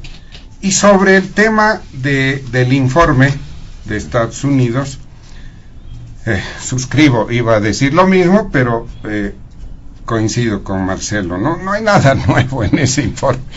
Lo que es más, se basa en informes anteriores, como es lógico. ¿Cómo se gestan estos informes? La embajada de Estados Unidos en Bolivia recoge el material. También hacen lo mismo los cubanos, todos los países hacen lo mismo. Yo he sido embajador y he hecho eso. Recogía informes de diferentes fuentes y enviaba a mi Cancillería. Entonces, han recogido esos informes y los han enviado. Y la oficina del Departamento de Estado hace un tamiz de esto y elabora un informe anual sobre derechos humanos. Y en el caso de Bolivia, para no entrar a detalles, lo que está marcando la política en materia de derechos humanos es el caso de doña Yanine Áñez. Ese es el tema que está en primer plano. Y sobre esto creo que es necesario puntualizar lo siguiente, porque no hay por dónde se tape el tema, ¿no? A doña Yanine Áñez, como presidenta, como expresidenta del Estado, le corresponde un juicio de responsabilidades. Eso dice la Constitución. Si desean revisar el 161 de la Constitución, entre las atribuciones de la Asamblea Legislativa, establece que es la Asamblea la que autoriza el enjuiciamiento de la o el presidente. Eso es lo que corresponde. No hay otra posibilidad. Lo hemos hecho con Arce, con García Mesa, con Arce Gómez, oiga, con verdaderos dictadores, ¿no? Criminales que han, en fin, y no lo hacen con Yanine Áñez. Y lo que subleva, lo que no sé si fue un lapsus o fue cinismo, en marzo del año pasado, cuando comienza el viacrucis de la señora Áñez, ¿qué dijo el ministro de Justicia? Dijo, estamos iniciando proceso en la justicia ordinaria porque no tenemos 2/3 en el legislativo. O sea, las leyes tienen vigencia si tienen 2/3. Si no tienen, entonces no tienen vigencia y hay que ensayar otra vía, por favor, ¿no? Pero el tema no queda ahí. Esa es la violación macro. Hay a estas alturas una violación micro en los derechos de la señora Yanine Áñez, y esto es lo que está haciendo explotar el tema, y va a explotar en las manos del gobierno de Arce Catacora. A ver, ¿cuándo fue que la señora Áñez fue detenida? Fue en marzo de 2021. Si la memoria no me falla, fue el 13 de marzo de 2021. Estamos en abril de 2022. Va detenida preventivamente más de un año. Bien, sucede que el artículo 239 del Código de Procedimiento Penal establece que la detención preventiva como medida cautelar no puede ser mayor a un año. Es una disposición aprobada por el gobierno de Evo Morales, que reforma el artículo 239 del procedimiento penal. O sea, se pasan por el forro todo. Cuando políticamente no les conviene, no tiene vigencia ni la Constitución ni el Código de Procedimiento Penal. Entonces, es este tema el que ya ha trascendido la frontera nacional, es un asunto que lo tratan en diferentes escenarios. En la OEA se han pronunciado sobre esto, la Unión Europea se ha pronunciado sobre esto, varios organismos, no voy a hacer una lista de quienes han hablado del tema, y este es el eje central del informe del Departamento de Estado sobre los Derechos Humanos en Bolivia, y suscribo lo que dice Marcelo, ¿no? El informe del GIEI ha señalado de una manera categórica algo que incluso puede ser polémico, controversial. Ha calificado los sucesos de Sacaba y de Sencata como masacre. Eso es lo que debieran discutir, esclarecer. O sea, ¿qué es lo que debería suceder? A ver, para cerrar esto. Si el gobierno de Arce Catacora desea quitarse esta molestia, debería ya bajar la presión, dejar que la justicia opere como dicen las normas, sustituir esa medida cautelar, darle detención domiciliaria o lo que fuese, y que la señora Yanine Áñez se defienda en un juicio como manda la Constitución y la normativa boliviana. Con esa medida puede concertar con la oposición para que se autorice el enjuiciamiento en el Tribunal Supremo, y que en un justo proceso la señora Áñez, el alto mando que está siendo procesado, policías, etcétera, asuman su defensa, demuestren que no hubo tal, y si no pueden hacerlo, si el Ministerio Público demuestra que son autores y culpables de masacres, pues que sufran las consecuencias. Deben corregir estos procedimientos que están malogrando la imagen del país. Muy bien, muchas gracias, don Carlos Bert. Le pasamos el micrófono a don Hugo Moldis para que también pueda hacer referencia acerca de los mismos aspectos, completar algunas ideas acerca del primer punto y abordar de lleno este segundo punto que tiene que ver con ese informe de Estados Unidos. Sí, volver a poner de relieve los datos que quizá no están siendo deliberadamente y malintencionadamente planteados, sino mal interpretados. La polémica sobre lo que dijo, ese dato que dio la UNADC, surgió porque el mercado legal, ¿dónde está registrado? Sacaba. Entonces la coca tendría que ir hacia Sacaba, ser registrada y nuevamente volver salir hacia el departamento de Santa Cruz y hacia el sur del país, ¿sí? Esto es un contrasentido hasta para cualquier persona que se dedica, ¿no?, a la comercialización de coca legal. Ese es un contrasentido absoluto. Y es por eso que se estaba planteando de parte de los productores de hoja de coca abrir otro mercado legal, Chapare, dirección Santa Cruz. Por eso la UNADC dice que el 94% de esa coca del Chapare no es registrada, no pasa, no por el mercado legal que Sacaba, no dice otra cosa. Es más, señala que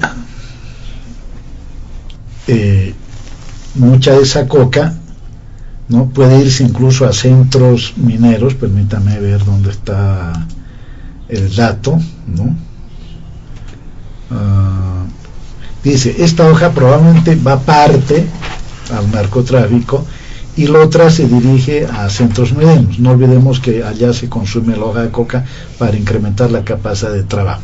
Yo discrepo mucho lo de centros mineros, porque en realidad es más de los yunques, ¿no? Es más la de los yunques. Es decir, lo que quiero decir es que no es verdad, no corresponde a la realidad concreta que el 94% o 90%, en fin, de la coca del Chapare vaya al mercado ilegal, por lo tanto al narcotráfico. No, lo que pasa es que no se registra en Sacaba, y este ya fue un punto de observación planteado, a mi juicio correctamente, por las 6 federaciones del trópico cochabambino. Segundo, Marcelo decía, a propósito de las declaraciones de Evo, si dice que está la DEA, preocupante, porque la DEA no puede estar sin un aval institucional. No, ni la DEA ni la CIA se registran en ninguna parte del mundo, porque tal es la prepotencia norteamericana, ¿no? Y tal es la injerencia norteamericana, porque no nos vamos a hacer venir aquí a ser los que desconocemos esa historia, por más que pensemos distinto, de no reconocer que estos señores se meten donde no se los llama y se meten en hacer operaciones encubiertas. ¿Cuándo ha sido cuándo? Yo voy a dar nombres. El año 2013 estaban montando una operación que era para el relevamiento de información tanto sobre Felipe Cáceres como y a través de Felipe sobre Evo Morales. Llegaron 2 agentes DEA, Salvador Leiva, estoy dando nombres para que la embajada americana a ver si tiene el valor de negarlo, ¿no? Salvador Leiva y Edgar Fernando Brits, agentes DEA, que llegan a Bolivia el 11 de mayo en un vuelo procedente de Panamá a través de la línea aérea Copa Airlines SM-125. Llegan a las 21:56. Hoy en ese momento llegaban antes de medianoche, pasada creo que la 1 de la mañana, ¿no? Estos 2 agentes se encuentran con 2 agentes CIA, David Wayne Pais y Bert David Castorino. ¿Ya? Muy bien. Cuando esto sale denunciado, lo denuncia el semanario La Época, con la foto de los tipos además. ¿Ya? O sea, ninguna conjetura, con las fotos. En menos de una semana terminan saliendo del país. ¿Sí? Vuelan. Es más, no llegan ni siquiera a concretar ni la cuarta parte de la operación que estaban viniendo a hacer, ¿no? En aquel momento, con compañeros de la época, nos dijimos, oye, deberíamos haber esperado en realidad que se muevan, ¿no? Pero bueno, se tiró la denuncia antes, fueron a la Cancillería, creo que estaba Larimemos en ese momento, fue a la Cancillería a plantear un reclamo, ¿no?, sobre la publicación de la época, pensando que la época tenía financiamiento estatal. Bueno, la DEA sí continuó actuando, se la votó de este país el 2008 por meterse en hacer inteligencia política, ¿no?, y nada de combate al narcotráfico. Hay que acordarse del caso Huanchaca, el caso Irán contra Gate, donde estuvieron involucrados, ¿no es cierto?, con la contrarrevolución en Nicaragua, de cambiar armas por droga, ¿no?, y armas también hacia Irán. Y no estoy diciendo nada que no sea, se lo denunció en el Congreso norteamericano, fue una investigación del Congreso norteamericano. Entonces, aquí no hay oficialmente a la estación CIA, ¿verdad?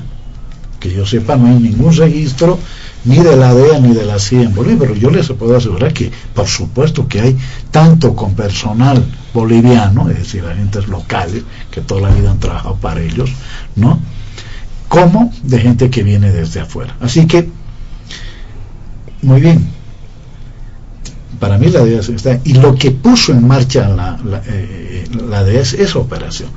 Al mejor cazador se le va la liebre. Yo lo he dicho con todo el respeto que para mí merece el expresidente Evo Morales, ¿sí? Los grandes hombres también tienen a veces grandes errores. Creo que no. Muchos dicen que fue un debate incluso con el exministro Carlos Romero. Evo Morales hizo lo que tenía que hacer porque denunció esas fábricas a través de los audios que le llegaron, ¿no? Estaba cumpliendo como un boliviano más. Cualquier persona tiene que denunciar, ¿no?, y más aún si es una ex alta autoridad, en cumplimiento de la ley. Por supuesto que sí, porque si no puede ser calificado de encubrimiento, ¿verdad?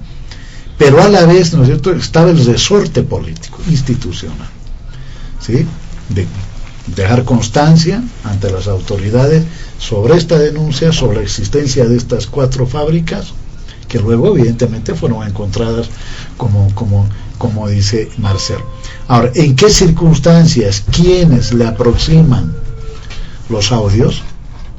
¿Cuáles son los antecedentes del coronel Terán? ¿Cuál es la relación del coronel Terán con la DEA desde hace 20 años? Dejo plantadas preguntas, ¿sí?, que sería bueno que se vayan respondiendo. No tengo el tiempo para hacer eso, yo estoy seguro que yo respondería a cada una de estas preguntas. Pero además, ¿cuál es la relación que tiene, ahí sí, el ex comandante de la FLN, Velasco, ¿sí?, con no solo la embajada de los Estados Unidos, sino con la propia DEA norteamericana, y en algún momento con la CIA de los Estados Unidos? También es otra pregunta que la formulo públicamente, ¿no? Muy bien, eso no para que la responda el gobierno, tiene que responder la embajada de Estados Unidos lo que estoy diciendo, ¿no? Bueno, entonces, y para acabar con ese tema, yo creo que se pone de manifiesto la necesidad de hacer un ajuste a la estrategia nacional de lucha contra el narcotráfico. Creo que ha sido buena, creo que ha sido exitosa.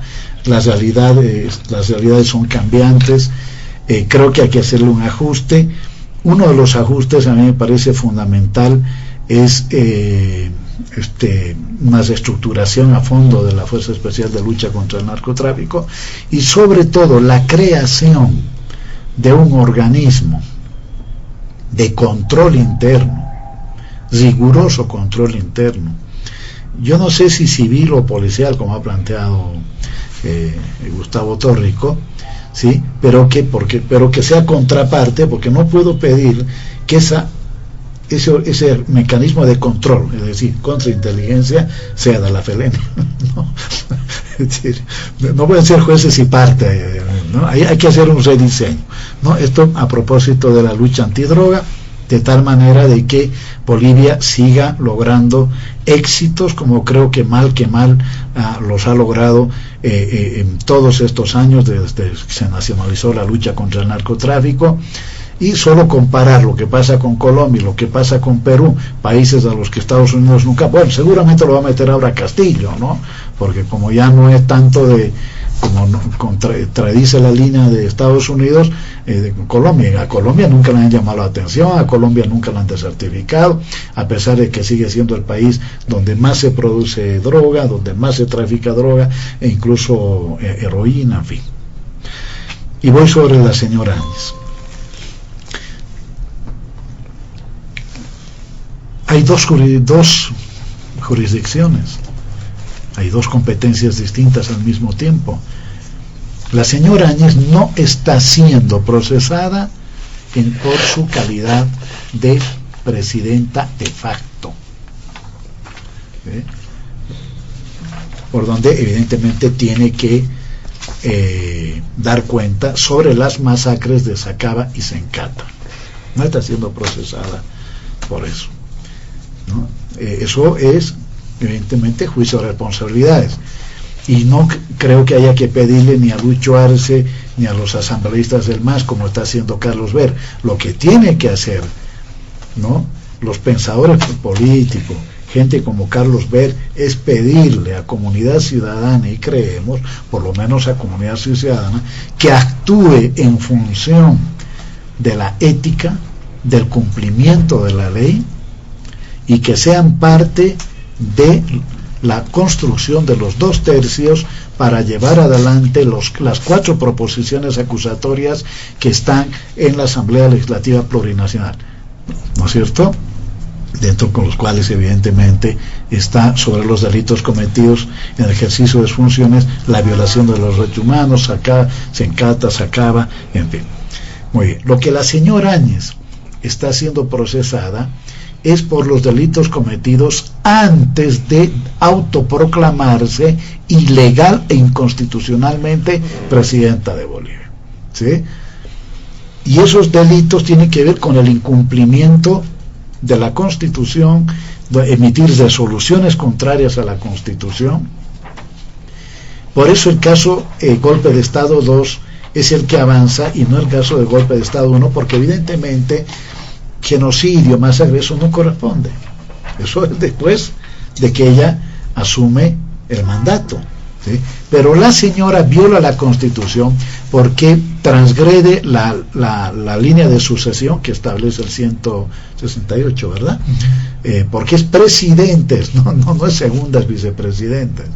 Y para ser presidenta del Senado tenía que llamar a sesión con el quórum reglamentario, lo cual nunca existió, pero aún teniendo quórum reglamentario, para ser presidenta primero tenía que haber cambiado el reglamento interno del Senado, que establece que es presidente del Senado la primera fuerza política, ¿sí?, la fuerza mayoritaria, en este caso el Movimiento al Socialismo.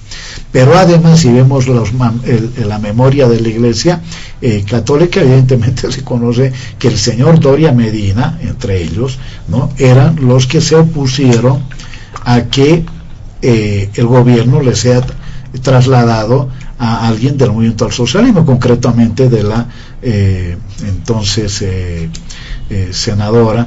Ella había denunciado por internet, ahí hay un debate sobre si eso es válido o no es válido, ¿no es cierto?, Adriana Salvatierra. Es decir, no quisieron ni escuchar eso, y estaban ya en pleno operativo, porque la señora Áñez venga desde Santa Cruz, en fin.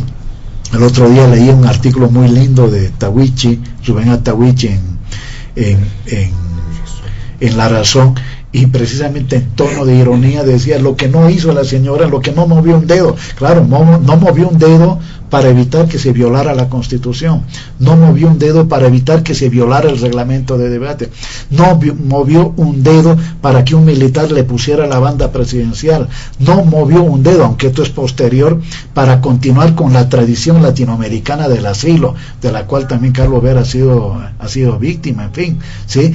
Se violó, ¿no? Cuando se detuvo a un notario por haber ingresado a la Embajada de México a hacer poderes, es decir, se violó. Pero bueno, esos son delitos cometidos después de que se autoproclamara injustamente, ilegalmente, mejor dicho, presidente. Ahora, ese informe no es es verdad que dice lo mismo que dicen normalmente todos los informes, pero las cosas tienen significado político en función de la coyuntura política, ¿sí? Están tratando de construir sobre Luis Arce el estereotipo, el estigma de que es un presidente, ¿no es cierto?, que viola los derechos humanos, que desconoce el ordenamiento jurídico internacional, etcétera, etcétera. Y esta es una construcción deliberada. Carlos Ver y aquí Marcelo saben cuando me refiero al concepto de la construcción social del enemigo o la construcción política del enemigo. Eso está más que estudiado en las ciencias políticas. Ahora, y a la vez es un informe que le echa tierra a la participación de Estados Unidos en el golpe del 2019. ¿Sí? Este fue el primer país que no solo que la reconoció, sino que Estados Unidos estuvo involucrado en el golpe de Estado, y después rompen, ojo, porque ¿sí? Después ya me imagino que por razones bastante sospechosas sobre lavado de dinero, etcétera, se distancia los últimos meses de la señora Áñez, sobre todo con grandes observaciones al ministro Arturo Murillo, que no las hacen públicas, pero que ya tenían observaciones, porque no era porque estaban reprimiendo nada, por un tema de narcotráfico. La embajada de Estados Unidos, la OEA, Brasil, Argentina participaron del golpe de Estado. Colombia, en las visitas del señor Tuto Quiroga, tanto a Duque como a Bolsonaro. Sí, hubo un frente internacional. Quien quiera desconocer que lo que sucedió en ese golpe contra Evo Morales, contra el proceso de cambio, no fue una estrategia continental en el marco de la contraofensiva contra los gobiernos progresistas de izquierda y derecha, no está siendo, aunque no sea de izquierda, no está siendo honesto intelectualmente. ¿Sí? Hoy en el mundo, los mundos ya no son los países actúan ya coordinadamente, los estados, los gobiernos, los partidos, etcétera, etcétera. Es decir, hay y no lo digo, digamos, como aquí está bien y aquí está mal, no, aquí fue una contraofensiva imperial que contó con colaboración de gobiernos, de instituciones, la del señor Almagro, ¿no? En fin, contra quienes ya hay pruebas abundantes. Así que yo pienso que y una cosa más que ha dicho Carlos, está más de un año. Lo que dice esa modificación de la ley del Ministerio Público, ¿no? Un año, ¿verdad? Sin acusación. La señora Áñez ha sido acusada antes de cumplirse un año. Y ahí había un problema, porque cuando saca la acusación, Carlos, no me acuerdo bien porque no soy penalista, pero viene la fase preparatoria del juicio. Luego viene una fase más o menos de transición y se inicia la fase oral, pública y contradictoria. ¿Sí? Cuando el Ministerio Público decide acusarla y convoca para una fecha determinada el inicio del juicio oral y contradictorio, eran como 45 días, así son exactamente 45, entre 20 y 45. Si se hace y si se pone en marcha la fase del juicio oral público y contradictorio, se hubiera estado viciando de nulidad, porque no habían pasado ni siquiera 20 días, creo que habían pasado como 17 días, ¿ya? Pero, ojo, es la fase de transición. Cuando el Ministerio Público acusa, es antes de cumplirse el año. Así que bueno, lo que más bien queda es, siempre ahí tienen todo el derecho, por supuesto, al debido proceso y dentro del debido proceso a defenderse, ¿no? Que los incidentes sean resueltos lo más pronto que se pueda, cada que se los presente, y este juicio ordinario por delitos cometidos antes del golpe de Estado de 2019 sean resueltos por el Ministerio Público y por la justicia ordinaria. Y quedado pendiente, y eso depende sobre todo de la comunidad ciudadana, ¿no? Para que no sea cómplice, si es que de verdad son demócratas liberales, que no sean cómplices y hagan los 2/3 para que proceda el juicio de responsabilidades, los juicios de responsabilidades ante la Asamblea Legislativa Plurinacional.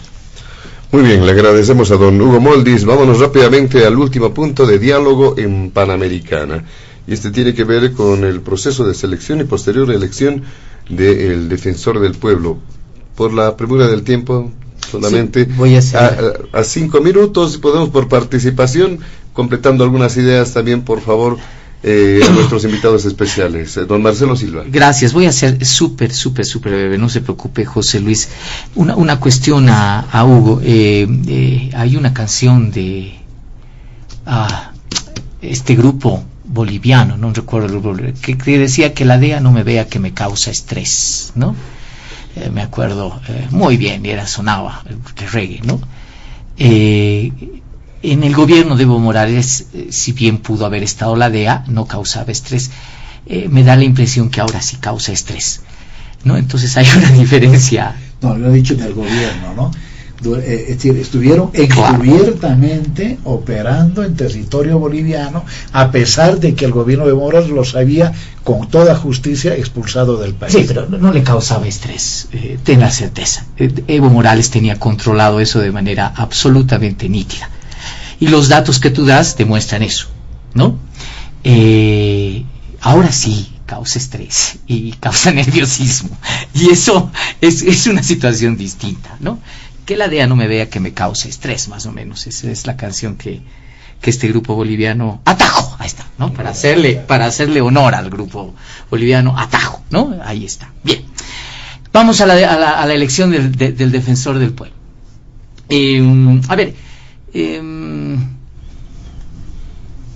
Aquí hace falta algo fundamental, ¿no? Y lo hemos visto a través de redes sociales en este último tiempo, que hay un proceso de desinstitucionalización muy grande, ¿no? Muy grande.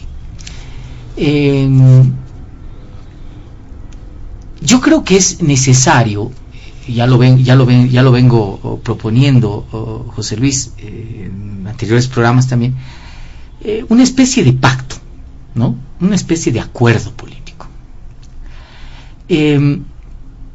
Se va a elegir defensor del pueblo. Estamos a este es un ensayito de no haber reformas a la Constitución. En año y medio estaremos otra vez en urnas eligiendo a autoridades del órgano judicial y el Tribunal Constitucional, ¿no? Otra vez, ahí está la cantaleta de los 2/3.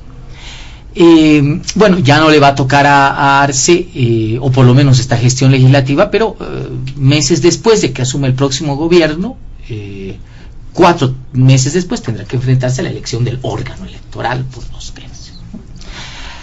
La pregunta es la siguiente, ¿no? Es decir, estas instituciones hoy día, más allá de quienes las compongan, porque en eso hemos estado absolutamente focalizados, ¿tienen las condiciones para ejercer? Me acuerdo que cuando se dieron los acuerdos de 1992 y se decidió conformar una Corte Nacional Electoral, acuerdo absolutamente de todos, se decidió crear la Defensoría del Pueblo, se decidió crear el Tribunal Constitucional, algunos elementos políticos como la creación de los diputados uninominales, etcétera, etcétera. El primer elemento de acuerdo fue establecer, dar las condiciones necesarias para que ejerzan su tarea, su papel. Y el resultado fue el primero, la Corte Nacional Electoral, ¿no? Es decir, se hizo una composición miscelánea, se invitó a la gente, pasó por los requisitos de por supuesto, currículum, etcétera, etcétera, y se conformó una corte que hasta el día de hoy, ¿no?, es la base fundamental del diseño del sistema electoral boliviano. El actual órgano electoral indudablemente ha hecho algunas modificaciones, le ha dado algunas pintadas, pero hay que reconocer que esos señores, la mayoría hoy ya no están en este mundo terrenal, fundaron no solamente una lógica de credibilidad, sino una lógica de institucionalidad, que fue interesante, ¿no? No hay nada que no arranque hoy día del órgano electoral que no haya sido construido, así modificado, pulido, perfeccionado, pero que la idea de la arquitectura ha sido muy interesante. Y eso fue porque se le dieron las condiciones. Es lo mismo con el defensor del pueblo. Yo no sé qué esperamos de quien elija. Primero, no sé si se lograrán los 2/3 en el momento de la elección, que es el gran desafío. Hasta ahorita todo marcha blue, como se diría, ¿no? Lindo, 2/3, ya le impugnamos a tal, ya la comisión, magnífico, maravilloso. Pero llega el momento de la verdad, y el momento de la verdad será elegir a uno, defensor del pueblo. Me voy a la elección racional, simple y pura. El MAS podrá establecer una elección del defensor del pueblo cuando sabe que esa instancia es básicamente creada para defender los derechos humanos en relación a el Estado y a sus instituciones. No lo sé. Comunidad ciudadana, y creemos, le hará el juego al movimiento socialismo de elegir a alguien que pueda ser afín, o que por lo menos sea neutro, que no tome parte, que sea una figura decorativa. No lo sé. A mí me da la impresión de que la elección del defensor del pueblo va a llegar todo blue hasta donde está llegando, y el momento en que se tenga que hacer la votación en la Asamblea Legislativa por 2/3, no creo que se consolide. Ojalá me equivoque y se pueda consolidar por la elección de alguien que realmente pueda asumir ese papel. Pero aunque se consolidara, insisto, es necesario establecer las condiciones para que un defensor del pueblo ejerza. Y eso pasa por un pacto político. Y este podría ser el precalentamiento para lo mismo que puede venir en el órgano judicial y el Tribunal Constitucional. Es decir, vamos a elegir, si no hay modificación, lo cual no creo que no pueda surgirse, vamos a elegir autoridades del órgano judicial y vayamos por lo menos a hacer un pacto para darles las condiciones mínimas para que ellos puedan desempeñar. Porque si no, lo único que tienes es espantar a la gente que realmente quisiera hacer ahí algo y que no se va a presentar porque va a estar indudablemente en una situación de no condiciones para ejercer el cargo. Muy bien, los últimos 5 minutos de igual forma para el doctor Carlos Bert acerca de este último punto del programa. Solo del último punto. Si quiere hacer referencia brevemente. Sí, un minuto, ¿no? Porque claro es necesario poner las cosas en su lugar. Están enjuiciando a la señora Yanine Áñez por 3 delitos: terrorismo, sedición y resoluciones contrarias a la Constitución y las leyes. Bueno, sucede que sedición ha sido eliminado por el Tribunal Constitucional. Queda terrorismo y resoluciones contrarias. ¿Qué terrorismo, qué acto de terrorismo ha hecho doña Yanine Áñez, por favor?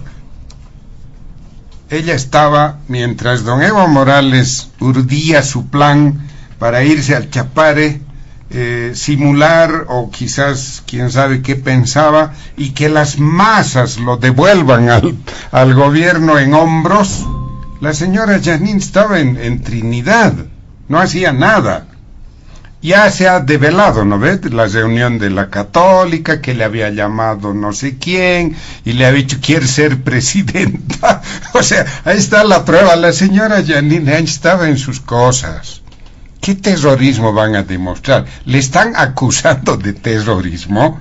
Es un abuso, eso es lo que dice el informe de la embajada, que es un abuso lo que están haciendo. resoluciones contrarias a la Constitución son posteriores, cuando era presidente. Bueno, solo quería decir eso. Miren, el Ministerio Público no va a demostrar estos delitos y van a ser, no sé, si hay cambios políticos en el país, van a cambiar los roles, porque lo que están haciendo con esa señora es realmente execrable, lastima la conciencia de la población, ¿no? Por su condición de mujer, de mamá, etcétera, etcétera. Bien. Sobre la elección del defensor del pueblo, sí, solo suscribo lo que dice Marcelo, no hay mucho más que decir. Es la primera vez que van a nombrar ahora sin que el MAS tenga 2/3. Ahora sí se necesita concertación. Vamos a ver si funciona. Hay 2 escenarios posibles nomás para que reúnan 2/3.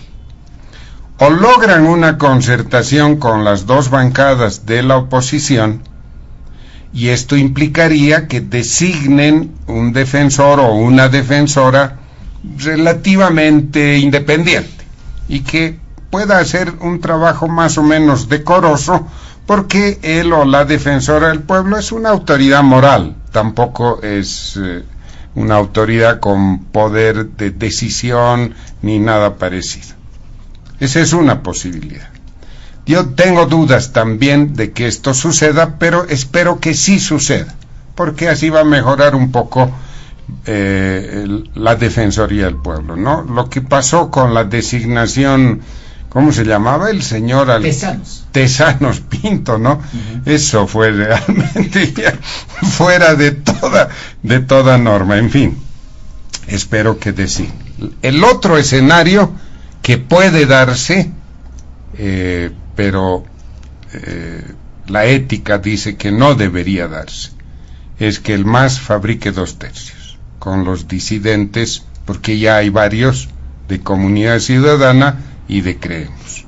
Si sucede eso, si fabrican 2/3, va a ser otro escándalo, otra acción fallida que va a poner en duda no solo la designación del defensor del pueblo, sino la legitimidad de la gestión parlamentaria del gobierno de Arce Catacora. Pero en fin, esperemos, esos son los 2 escenarios posibles, y el tercero es que no haya 2/3 y que Arce Catacora se vea obligado a designar un interino, cosa que ya no sé si cabe en Bolivia, pero bueno, esperemos. Muy bien, para finalizar, don Hugo Moldis, también con el último punto y el programa. Sí, a ver, lo que pasa es que lo que dice Carlos B. fuera verdad, me refiero a propósito de la señora Áñez, si la acusación hubiera sido por los delitos de sedición y terrorismo. Hay 2 casos para que me siga la opinión pública. Caso golpe de Estado 1 y golpe de Estado 2.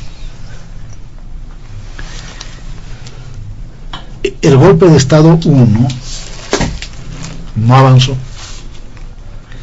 y ahora peor, con la resolución, con el fallo del Tribunal Constitucional Plurinacional, que borró prácticamente los delitos de sedición.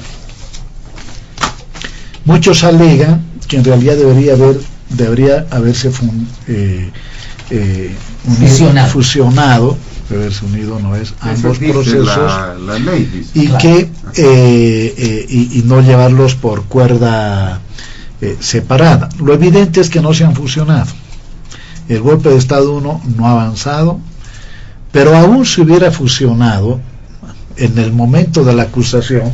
No se olviden que en toda esa fase preparatoria el fiscal escucha declaraciones que van y que vienen, pruebas, ¿no?, documentales, testificales y hasta periciales, ¿verdad?, que son los 3 elementos probatorios. Y luego el Ministerio Público requiere, ¿verdad? Para requerir puede o no tener en cuenta el principio con el que se abrió el proceso, es decir, no necesita necesariamente acusar por los 4 o 5 delitos que se le estaban imputando a la señora. No necesita hacer eso. Y hubiera igualmente fusionado, ¿no? Hubiera concluido que este delito de sedición queda a un lado, el delito de terrorismo queda también a un lado, pero se mantienen los casos de violación de la Constitución previo a que sea presidente. Es el tema que no nos vamos a poner de acuerdo ni en 10 diálogos en Panamericana con Carlos Bert, ¿no? Los delitos que cometió antes de autoproclamarse, antes de que le pongan un militar la banda presidencial, antes Carlos Bert, ¿sí? Por esos delitos, ¿sí? Por haber violado la Constitución, por haber violado el reglamento interno de la Asamblea Legislativa Plurinacional.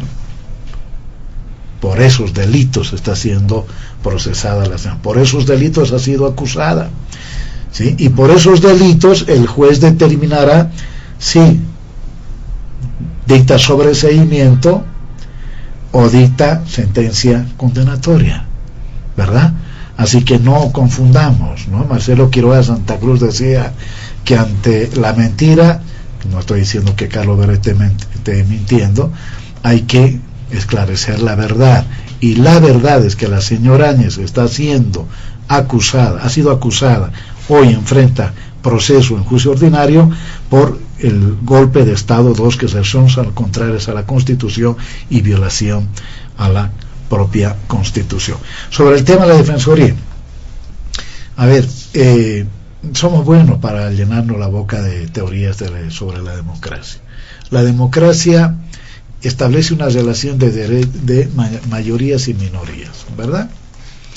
Y en esa relación de mayorías y minorías, en la medida que el movimiento al socialismo no tiene 2/3, lo lógico es que, claro, lo ideal es que aparezca alguien, no sé si existe en el país, que sea, qué sé yo, designada por consenso absoluto entre la Asamblea.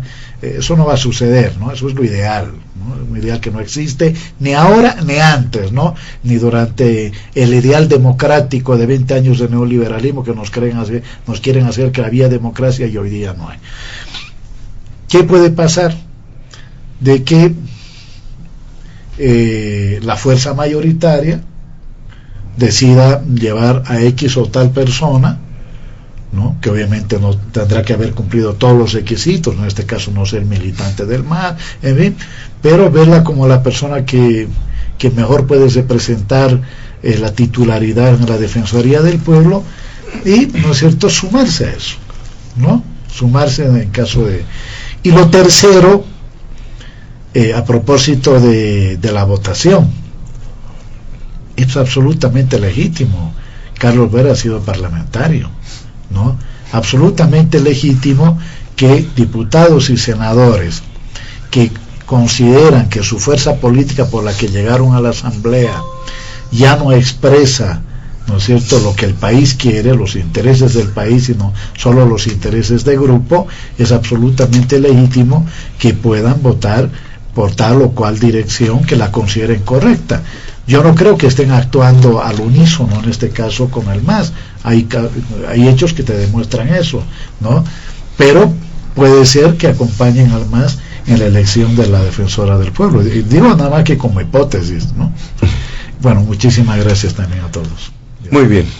Así, de esta manera, amigos de todo el país, llegamos a la finalización de Diálogo en Panamericana. Nuestro mensaje de paz a toda la familia boliviana en esta Semana Santa. Agradecemos la presencia de nuestros invitados especiales de este fin de semana.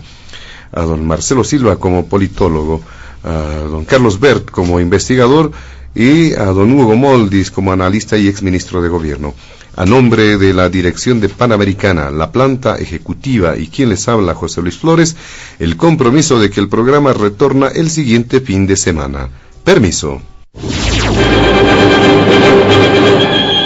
Diálogo en Panamericana.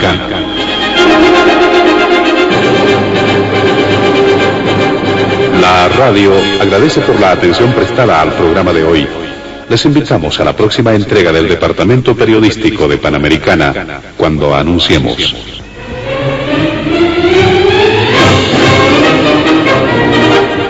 Diálogo en Panamericana.